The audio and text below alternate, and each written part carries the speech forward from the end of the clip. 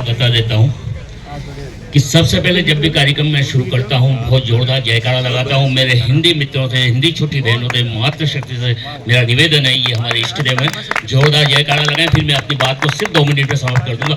आयो लाल सभाई जो झूलेलाल। हाँ, अब लग रहा है हमारा सिंधी सब चल रहा है।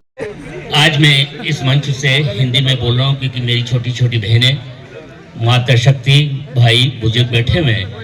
लेकिन 2024 में मैंने संकल्प लिया था कि चाहे मैं किसी भी मंच पर हूँ, कितने भी बड़े नेता क्यों न हो, मैं सिंधी में ही बोलता था और वो सतत जारी था। मैं कल ही जूनागढ़ आदिपुर गांधी धाम से होते हुए यहाँ आया हूँ, तब भी सिंधी बोला। आज प्रथम बार 2025 में किसी मंच से हिंदी में बोल रहा हूँ क्योंकि मैं मानता हूँ कि सिंधी मेरी माँ है और हिंदी मेरी मौसी है। अब मैं अपनी बात पर आ जाता हूँ क्योंकि हमारा कोई प्रांत ही नहीं है। आप मेरी बात को अगर समझ रहे हो कि राजस्थान वालों को, हम जहाँ खड़े हैं, राजस्थान वालों को राजस्थान मिला है, बंगाल वालों को बंगाल मिला है, पंजाब वालों को पंजाब मिला है, महाराष्ट्र वालों को महाराष्ट्र मिला है, गुजरात वालों को गुजरात मिला है, छत्तीसगढ़ वालों को छत्तीसगढ़ मिला है।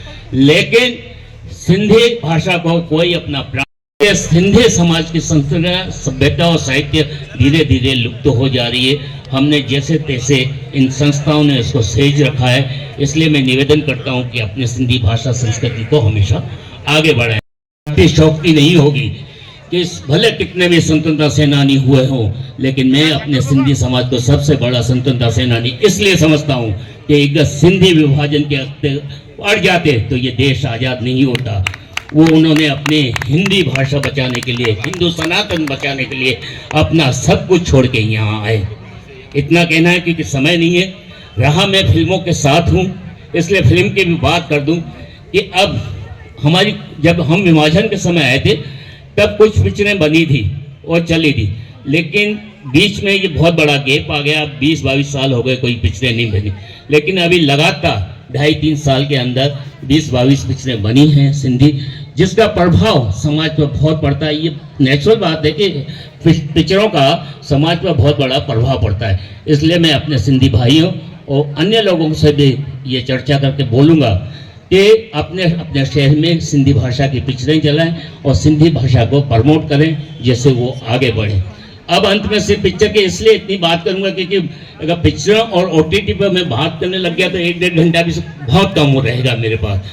अब मैं पत्रकारिता करता हूँ, पत्रकारिता के बारे में भी सिर्फ एक छोटी सी 2 लाइनें शायरी के माध्यम से कहकर मैं अपना स्थान को ग्रहण कर लूंगा।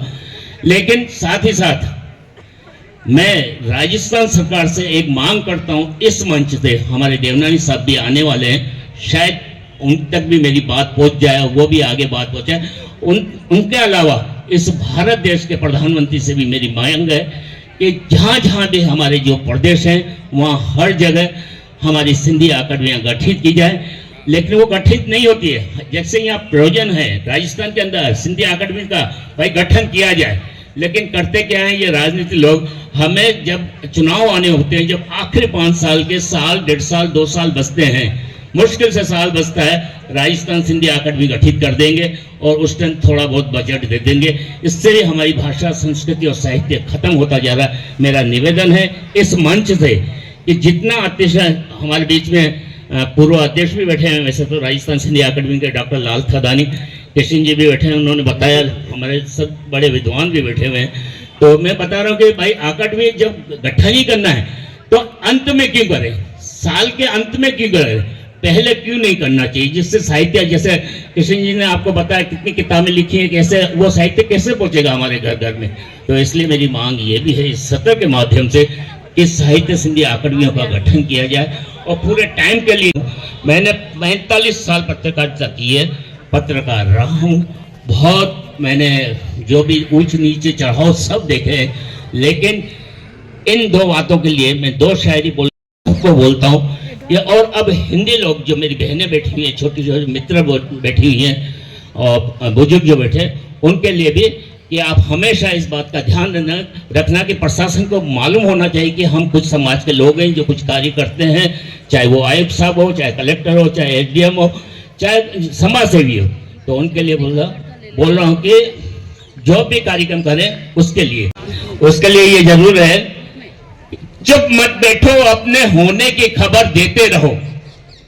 एक ही लाइन की शायरी है, बहुत बड़े शायर ने बोला है, चुप मत बैठो, अपने होने की खबर देते रहो, वरना बेसदा हो जाओगे, यानी गुम जाओगे।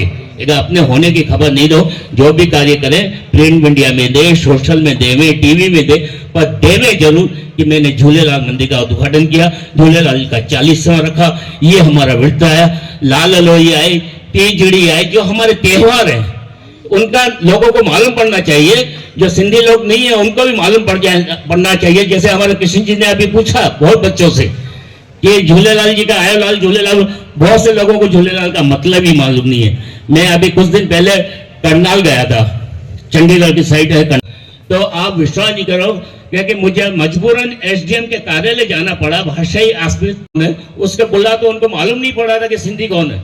जब मैंने उनको बताया, हमारे समाज के वरिष्ठ एक नेता रहे लाल कृष्ण जी अडवाणी साहब, तब भी नहीं पहचान पा रहे थे। ये सही बात बता, वहां पर एक झूलेलाल टेक्सटाइल था, उसके दुकान पर गया कि तू तो झूलेलाल को पूछता है, तू तो सिंधी है? बोले नहीं, मेरी माँ पूछती थी, हम सिंधी नहीं है, हम पंजाबी है। तो ऐसी है कि उधर मालूम, तो हमें बताना पड़ रहा है। इसलिए मैं राजस्थान सरकार से बोल रहा हूँ कि हमारे राजस्थान सिंधी अकादमी का गठन कर दे। जय हिंद, जय भारत। यहीं तक बोल के मैं अपना जगह पर बैठ रहा हूँ। और एक बार पुनः इस सत्र की भी पहचान पहुंचे चित्तौड़ के किले से और बाजार तक।